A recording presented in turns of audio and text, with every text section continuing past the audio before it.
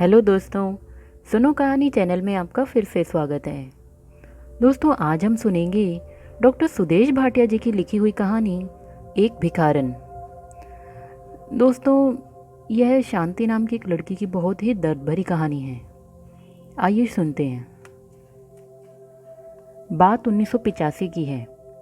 नवंबर का महीना था। पूजा की छुट्टियों में बंद कॉलेज अभी खुला ही था। मैं एक सप्ताह से प्रतिदिन कॉलेज जाते वक्त बस पर चढ़ते समय एक 29-30 वर्ष की युवती को बस के आसपास मैले कुचैले कपड़ों में घूमते देखती। बच्चे और युवक उसके पीछे पीछे पगली पगली कहकर चिढ़ाते और वह तेज भागने लगती। बस में चढ़ने वाली लड़कियां उसे देखकर हंसने लगती और वह जोर जोर से रोने लगती। उसका रोना दिल को दहला देता और मैं गुस्से में आकर लड़कियों को डांट देती कि एक तो वह खुद ही पागल हो गई है, दूसरे तुम लोग उसकी हंसी उड़ाकर शर्म नहीं आती। सबके सब आंखें नीची कर चुप हो जाती। उस पगली का रोना जारी रहता और बस तेज रफ्तार से आगे बढ़ जाती। सब लड़कियां आपस में बातें करती कि कांके से जो पागल भाग कर आए हैं उन्हीं में से एक यह भी है। पेपर में भी न जाने कितने पागलों के पागल खाने से भाग निकलने की चर्चा रहती। सोमवार का दिन था। सुबह के 8:30 बजे थे। मैं तैयार होकर नाश्ता करने ही जा रही थी कि मेरे क्वार्टर के पास कुछ शोर सुनाई दिया। मैंने दरवाजा खोला और देखा कि यह तो वही भिखारिन है जिसे एक सप्ताह से बस स्टैंड पर रोती हुई देखती हूँ। मैंने गेट के बाहर निकलकर सब बच्चों को डांटकर भगाया और उसे गेट के अंदर आने का इशारा किया। उसे फटे हाल देखकर मुझे बहुत तरस आया। उसके कपड़े बुरी तरह से फटे हुए थे। घुटनों तक ऊंची साड़ी भी चिथड़े चिथड़े थी। मैंने अलगनी पर पड़ी अपनी साड़ी, जो कुछ पुरानी हो चुकी थी, एक ब्लाउज के साथ उसे दी और ठीक से पहनने को कहा। उसने मुझे कृतज्ञता भरी नजरों से देखकर इशारा किया कि भूख लगी है। मेरे पास उस समय खाना बना हुआ था ही नहीं।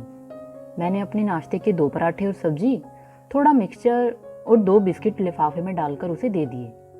वह भूख से बेचैन थी। झटपट खाना खाकर आज्ञाकारिणी बालिका की भांति पानी पी लिया। मैंने अंदर आकर 2 बिस्किट और 1 गिलास दूध ले लिया। बस का समय हो गया था। घर में ताला लगाया और बाहर निकली। मैंने उसे नजदीक से देखा तो उसका चेहरा जाना पहचाना सा लगा। मेरी सहानुभूति प्यार में बदल गई। वह अभी भी कृतज्ञता भरी आंखों से मुझे देख रही थी। मैंने उसके हाथ में 2 का नोट थमाया और तेजी से आगे बढ़ गई। मुझे याद ही नहीं आ रहा था कि मैंने इसे कहाँ और कब देखा था। मेरे पीछे पीछे वह भी गेट के बाहर निकली। मैं बस में बैठ गई, पर मेरा मन खोया खोया ही रहा। बार बार याद करने की कोशिश कर रही थी कि मैंने इसे अवश्य ही कहीं देखा है। बस तेज रफ्तार से कॉलेज की ओर बढ़ रही थी और मैं उसी भिखारिन के विषय में सोच रही थी। कब कॉलेज आ गया मुझे पता ही नहीं चला। क्लास में भी मेरा मन खोया ही रहा। उस दिन 3 वर्ग थे। तीनों वर्गों में मेरा यही हाल रहा। घर आकर मैं लेट गई और सोचने लगी, इतनी छोटी उम्र में इसके पागल हो जाने का अवश्य ही कोई बहुत ही दर्दनाक कारण रहा होगा। अवश्य ही समाज ने इसे बहुत गहरी चोट दी होगी, जिसे सहन न कर सकने के कारण यह अपना मानसिक संतुलन खो बैठी है। दूसरे दिन कॉलेज से लौटते वक्त बगल में बैठी एक लड़की पद्मा से उसकी चर्चा की, जो मुझसे काफी हिली मिली थी। मैंने उससे कहा, क्या तुम इस पगली को पहचानती हो? मुझे इसका चेहरा जाना पहचाना सा लगता है। उसने झट मुझे याद दिलाते हुए कहा, नहीं जानती मैडम, यह तो इसी कॉलेज की लड़की है। आप तो इसे पढ़ाती ही थी, इसलिए पहचानती हैं। अब मुझे याद आया कि 1975 में यह लड़की हमारे कॉलेज में बीए में पढ़ती थी। अर्थशास्त्र और हिंदी साहित्य इसके विषय थे। मेरे पास हमेशा प्रश्नोत्तर पूछने के लिए आया करती थी। पढ़ने में बहुत तेज थी, पर काफी गरीब थी। मैंने फ्री शिफ्ट वाली मीटिंग में उसकी सिफारिश कर पूरी फीस माफ़ करवा दी थी और पुस्तकालय से अपने नाम पर लेकर उसे पुस्तकें पढ़ने को ले देती थी। मुझे उसका नाम भी याद आ गया था, शांति। IA में प्रथम श्रेणी लाने वाली छात्राओं में एक यह भी थी। अब तो मेरा हृदय करुणा और ममता से भर उठा। मैंने अपने सहयोगियों से उसकी चर्चा की और उसके विषय में विस्तार पूर्वक जानना चाहा कि आखिर उसका यह हाल हुआ कैसे। काफी दिनों के बाद पता लगाने पर ज्ञात हुआ कि वह बगल के गांव से ही पढ़ने के लिए आती थी। माता पिता बहुत ही गरीब थे। यह उनकी एकमात्र औलाद थी। अभी IA में पढ़ती ही थी तो शादी के लिए लड़का ढूंढने लगे। सभी लड़के वाले इतना अधिक दहेज मांगते थे कि वे बेचारे बड़े ही परेशान हो उठे। लड़की दिन ब दिन सियानी होती जा रही थी। पिता के पास थोड़ी सी जमीन थी जिस पर खेती करके उन लोगों का गुजारा होता था। उनकी सहायता करने वाला कोई भाई बहन भी नहीं था। माँ के मायके में भी कोई ऐसा ना था जो उनकी लड़की की शादी में सहायक होता। खैर, किसी तरह जमीन बेचकर 20,000 रुपये हुए, जिससे लोकदल के एक समाज सेवी शिव प्रसाद के बेटे नंदन से उन्होंने अपनी बेटी की शादी कर दी। सब कुछ बेटी को दे देने के बाद उनके पास खाने पीने को तो कुछ बचा ही नहीं। जिस मकान में रहते थे उसके एक कमरे में खुद आकर शेष 2 कमरे और बरामदा उन्होंने 200 रुपये किराए पर लगा दिया। उसी से वे अपना पेट भरते थे। पर शांति के ससुराल वाले दिन पर दिन लालची कुत्ते की भांति उन्हें नोचने लगे। लड़की BA में पढ़ती थी। वह दिन रात मानसिक कष्ट के कारण परेशान रहती। जब ससुराल जाती, सास और ननंदे सुलेखा और सुजाता तो हमेशा उसके पीछे ही पड़ी रहती। दोनों नंदे कॉलेज में ही पढ़ती थी। ऊपर से कितनी सीधी लगती थी। एक IA में पढ़ती थी और दूसरी BA में। किंतु पढ़ने लिखने का उन पर कोई भी असर नहीं था। वे उसे बहुत तंग करती थी। सुलेखा कहती, हमारे भैया तो इतने सुंदर हैं, इतनी अच्छी नौकरी करते हैं, 1,000 रुपये तो उन्हें अभी मिलते हैं। कितने अच्छे अच्छे घरों से रिश्ते आते थे। बेकार में बाबूजी इसके पिता की बातों में आ गए। सुजाता कहती, इसके माँ बाप ने हमें दिया ही क्या है, भैया की एक शर्ट पैंट भी तो काम की नहीं दी। शांति गुमसुम सब कुछ सहन करती। माँ और बेटियां नंदन को भी खूब चढ़ाती। वह भी शांति के साथ अच्छा व्यवहार नहीं करता। शादी के 1 महीने बाद पहली बार कॉलेज जाने पर सब सहेलियां उससे हंसी मजाक करती, पर वह उदास ही रहती, हमेशा चेहरा उतरा हुआ। जिन लड़कियों की अभी शादी नहीं हुई थी और शादी के सपनों को स्वर्ग के सपने समझती थी, वे शांति से मजाक करती। विभा बोली, देखो ना, पहली बार ससुराल से होकर आई है तो यह हाल है। निशा ने चुटकी ली, जानती हो, मैडम पढ़ा रही थी तो यह सपने देख रही थी। अनीता जोर से हंसने लगी। हंसती भी नहीं है, लगता है कि ससुराल की याद में खोई हुई है। सरिता, अब लौट आइए देवी जी, आप कॉलेज में हैं। मियाँ जी को भूल जाइए, गर्मी की छुट्टियों में उनके सपने देखिएगा। संगीता ने उसके गले में बाहें डालकर कहा, क्यों बेचारी को तंग करती हो? तुम लोगों की शादी होगी तो ससुराल से आने का भी नाम ना लोगी, और आओगी भी तो पतियों को साथ साथ लेती आओगी। अरे अभी तो नई नई शादी हुई है, भला दिल हम लोगों के बीच कैसे लगे। सबकी सब जोर जोर से हंसने लगे। शांति फिर भी नहीं हंसी, ने मुस्कुराई। खफा होकर बोली, क्यों तक करती हो? फालतू बातें मुझे अच्छी नहीं लगती। पर रोज ही कॉलेज आने पर उसका यही हाल था। ससुराल और पति के रंगीन सपने लेने वाली सहेलियां उसे रोज ही छेड़ती और मजा लेती। एक दिन वह फूट पड़ी, बड़ा शादी शादी करती हो ना, देख लेना, शादी होगी तो कितना मजा आता है। सबकी सब हंसने लगी। इसलिए तो हम लोगों के पास मन ही नहीं लगता, विभा हंसकर बोली। शांति ने उसे झिड़क दिया। तुम लोगों को हंसी के सिवा कुछ आता भी है? शादी के दो रूप हैं, एक प्रसन्नता और दूसरा उदासी। मुझे प्रसन्नता मिली ही नहीं तो मैं खुश कैसे रहूं? उसकी बात सुनकर सबकी सब गंभीर हो गए। विभा बोली, क्यों, क्या हुआ? वे लोग अच्छे नहीं हैं क्या? शांति, अच्छे लोग दुनिया में है ही कितने। खासकर बेटे के माँ बाप और घर वाले समझते हैं कि दुनिया की सारी अमानत उन्हीं का बेटा है। उमा, क्या कुछ कहते हैं तुम्हें? शांति रोने लगी। दिल पहले भी दुख से भरा हुआ था। रो रोकर अपनी सहेलियों को अपना दुखड़ा सुनाने लगी। सभी कुंवारी लड़कियों के कान खड़े हो गए। वे शादी के रंग रूप से भयभीत सी नजर आने लगी और गंभीर होकर उसकी बातें सुनने लगी। मुझे पहली बार ससुराल जाने पर ही परेशान कर दिया था। क्या सोचकर गई थी और क्या मिला?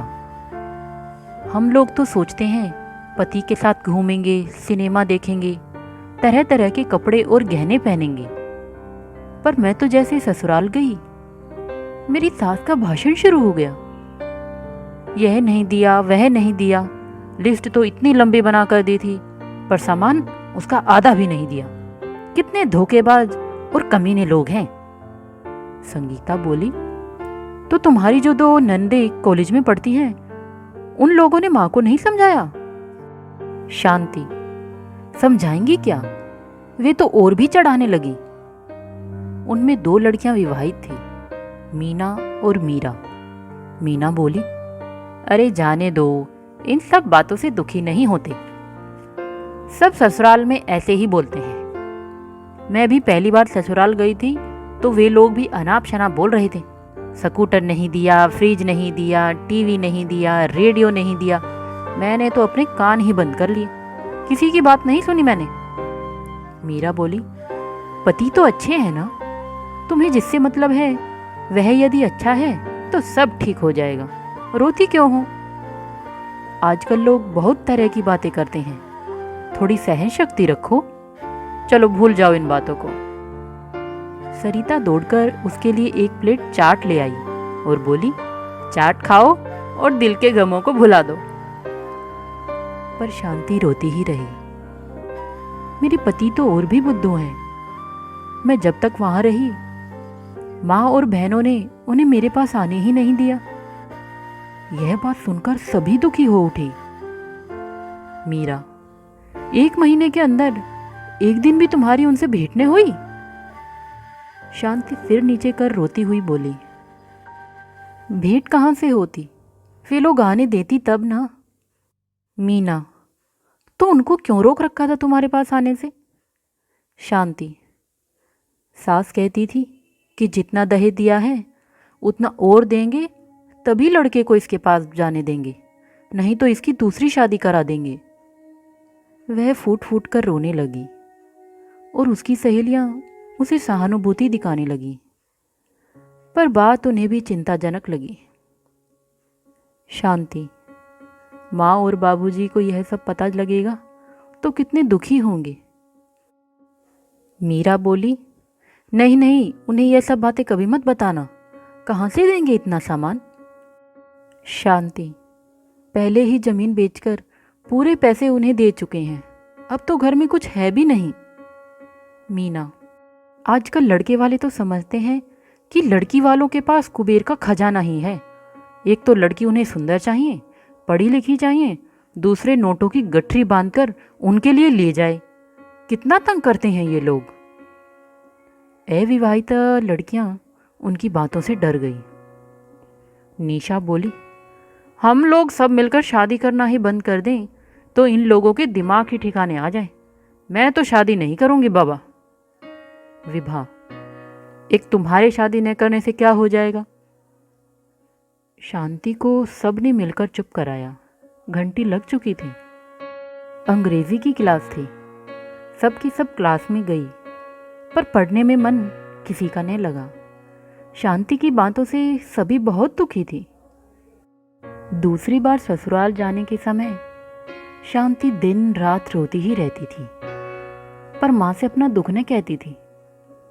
सभी सहेलियों ने उसे सलाह दी कि तुम चुपचाप रहना, लाख कुत्ते भौंकते हैं, लोग क्या उनका भौंकना सुनकर अपना चलना बंद कर देते हैं। वहाँ जाकर खाना बनाते समय ही अच्छी तरह खा लेना, और यदि कोई कुछ बोले तो दोनों कान बंद ही रखना। पर यह क्या, इस बार तो नंदे ही उसे तरह तरह की ताने देने लगी। कहते थे स्कूटर देंगे और देते समय साइकिल तक तो दिया ही नहीं। सुजाता, भैया को तो एमए पास लड़कियां मिल रही थी, बड़े बड़े घरों की, पर उनकी तकदीर ही खोटी थी कि ऐसी बदसूरत लड़की मिली है। उसकी माँ बीच में आकर बोलती है, कम वक्तों ने दहेज में कुछ भी तो नहीं दिया, भला अपनी बेटी को कोई ऐसे भी ससुराल भेजता है। शांति गुमसुम सब कुछ सहन करती। माँ और बेटियां मिलकर नंदन को भी खूब चढ़ाती, वह भी शांति के साथ अच्छा व्यवहार नहीं करता। पर सहेलियों की सिखाई हुई बातों को याद कर वह सिर नीचा कर लेती, कुछ सुनती ही नहीं। एक दिन दोपहर को धीमी धीमी वर्षा हो रही थी। शांति की माँ बाहर अलगनी पर सूखने के लिए डाले कपड़े उठाने आई, तो रिक्शा को दरवाजे की ओर आते देखकर खुश हो गई कि उनकी बेटी आ गई है।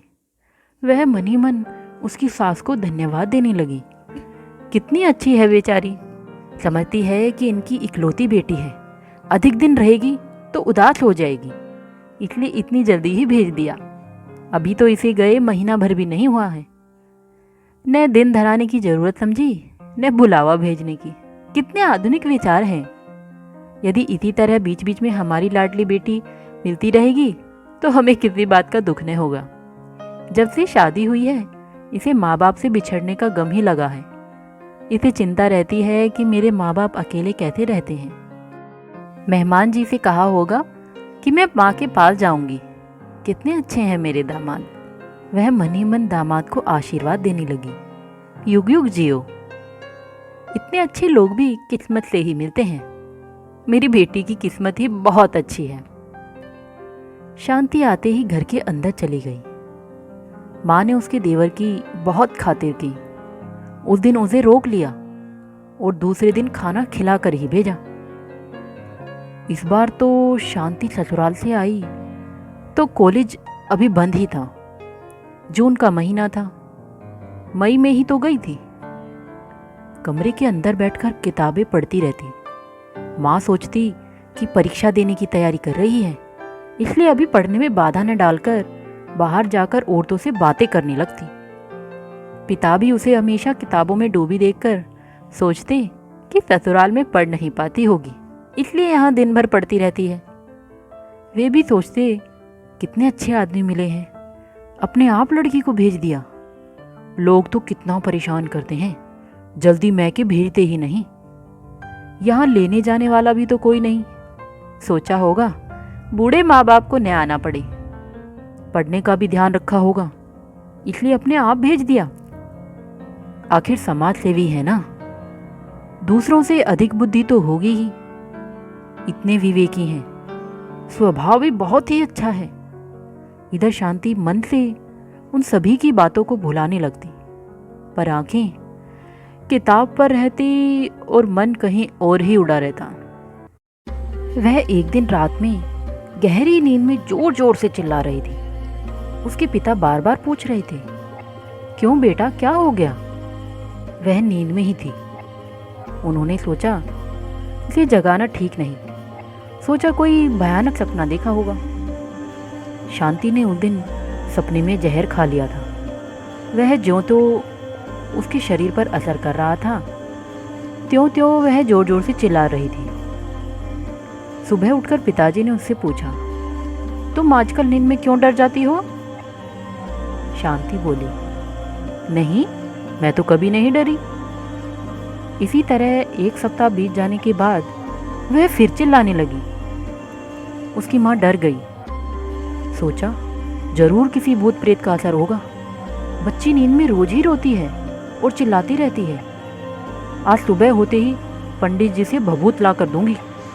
महावीर जी की भभूत से भूत प्रेत अपने आप भाग जाते हैं। पर जब वह शांति के नजदीक आई और सुनने लगी कि वह नींद में क्या बोल रही है, तो बड़ी सोच में पड़ गई। वह सपना देख रही थी कि सास, दोनों नंदे और उसका पति पहले उसे खूब डांट रहे हैं, फिर सास मारने लगी है और सबने मिलकर मिट्टी का तेल डालकर उसके शरीर में आग लगा दी है। वह नींद में बोल रही थी, दूसरे की बेटी को दुख देने वालों को भगवान कभी सुखी नहीं रहने देते। मेरे साथ जो आप लोग कर रहे हैं उसका बदला वे आप लोगों से जरूर लेंगे। मार लो मुझे जितना मारना है, पर मैं अपने माँ बाप को आप लोगों की लंबी लिस्ट दिखाकर नहीं मारूंगी। कहाँ से देंगे इतना सामान और इतने रुपए? सारा खेत तो बेच डाला, खुद उनके पास अपना पेट भरने के लिए भोजन तो बचा ही नहीं। आप लोगों को कहाँ से देंगे? सता लो मुझे जितना सताना है। वह सपने में देख रही थी कि उसका शरीर आग की लपटों में जल रहा है और वह उन्हें जोर जोर से कोस रही थी। दूसरे की बेटी को सताने वालों, कल आपकी भी ये दोनों बेटियां ससुराल जाएंगी। यदि इनको भी कोई सताएगा तब आपको भी पता चलेगा कि बेटी का मोह क्या होता है। माँ ने नींद में रोती हुई बेटी को गले से लगा लिया और बहुत ही प्यार करके पूछा, बोल बेटी, तुझे किस बात का दुख है? क्या सचमुच वे लोग तुझे तंग करते हैं? शांति ने लाख बहाने बनाए। वह माँ का जी दुखाना नहीं चाहती थी, उसे परेशान करना नहीं चाहती थी। पर पिता भी पास में आकर बैठ गए और बेटी को लाड प्यार करके पूछने लगे। उन्हें डर हो गया था कि कहीं हमारी लाडली बेटी दिल में कोई दुख छुपा कर रखेगी तो इसे कुछ हो न जाए। शांति ने बात टालते हुए कहा, नहीं माँ, ऐसी कोई बात नहीं है। कॉलेज में एक लड़की को उसके ससुराल वालों ने बिजली का करंट लगाकर मार डाला है ना। जानती नहीं हो कितने दिन तक पटना अस्पताल में पड़ी रही और उसके बाद मर भी गई। सभी लड़कियां यही सब बातें करती रहती हैं। फिर रोज ही पेपर में लड़कियों को दहेज की कमी के कारण जिंदा जला डालने की खबरें पढ़ती हूँ, इसलिए रात में ऐसा सपना देखा है। पर माँ उसकी न मानी। माँ ने उससे कहा, कॉलेज तो बंद पड़ा है, जब खुला था तब तो तुम सपने नहीं देखती थी, आजकल ही रोज क्यों देखती हो? जरूर ही कोई बात है जो मुझे नहीं बताना चाहती। माँ ने आखिरकार अपनी कसम दे दी। शांति अब अधिक जब्त न कर सकी। वह माँ की गोद में सर रखकर रोने लगी। उसने अपने ससुराल से आने की बात बता दी, जिसे सुनकर उसकी माँ को एक ऐसा सदमा लगा कि वह कभी न उठ सकी। शांति दुखी होकर बहुत रोई। अब उसके पिता बेटी के दुख को अकेले कितने दिन तक सहन करते? वे उसके गम में गलने लगे और एक दिन सुबह लोगों ने देखा कि वे तो सोकर उठे ही नहीं। लोगों ने मिलजुल कर उनका दाह संस्कार कर दिया। अब शांति बिल्कुल बेसहारा हो गई। ननिहाल में भी कोई पूछने वाला नहीं था।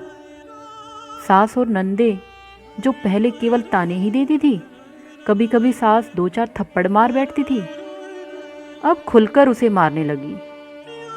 अपने ही घर में बहू पर होते अत्याचारों के खिलाफ समाज सेवी शिव प्रसाद की एक न चलती। वे अपनी पत्नी के सामने भीगी बिल्ली बन जाते। अपनी सिर चढ़ी लड़कियों को कभी यह शिक्षा न देती कि दूसरे की बेटी को तंग करने वाले को कभी सुख नहीं मिलता। पति महोदय तो कठपुतले बने रहते, माँ और बहनों के इशारों पर नाचते। एक दिन जब सास और नंदे शांति को भला बुरा कहकर दहेज का रोना रो रही थी, तो शांति ने भी जुबान खोली। दहेज दहेज की रट दिन रात लगाकर तो मेरे माँ बाप की जान ले ली। अब मेरी ही बारी है। लगता है उसे भी लेकर ही आप सबों को संतोष होगा। लड़कियां तो उबल ही पड़ी। देखा माँ, तुम्हारे आगे जबान देती है, इसकी जुबान ही खींच लो। दूसरे कमरे में उसका देवर बैठा पढ़ रहा था, जो मैट्रिक की परीक्षा देने वाला था। वह बाहर निकल आया और माँ को चढ़ाते हुए बोला, आखिर तुम इसे ठीक क्यों नहीं करती हो? एक तो दहेज इतना कम दिया है, दूसरे तुम्हारे आगे जुबान लड़ाती है। सुजाता, अच्छा, इसका उपाय मैं करती हूँ, आज से खाना ही नहीं मिलेगा। सुलेखा, इसके हाथ पैर बांध दो। देवर, छत पर ले जाकर इसे बांध दो ना दीदी, तब पता चलेगा माँ के आगे कैसे बोला जाता है। पति महोदय जो पास में खड़े होकर पूरा नाटक देख रहे थे, पत्नी को बचाने की बजाय 4-5 थप्पड़ मारकर बोले, सालों ने ऐसी लड़की मेरे गले बांध दी है जो जिंदगी भर के लिए मुसीबत हो गई है। सबने मिलकर शांति को रस्सी से बांध दिया और ऊपर कड़ी धूप में छोड़ आए।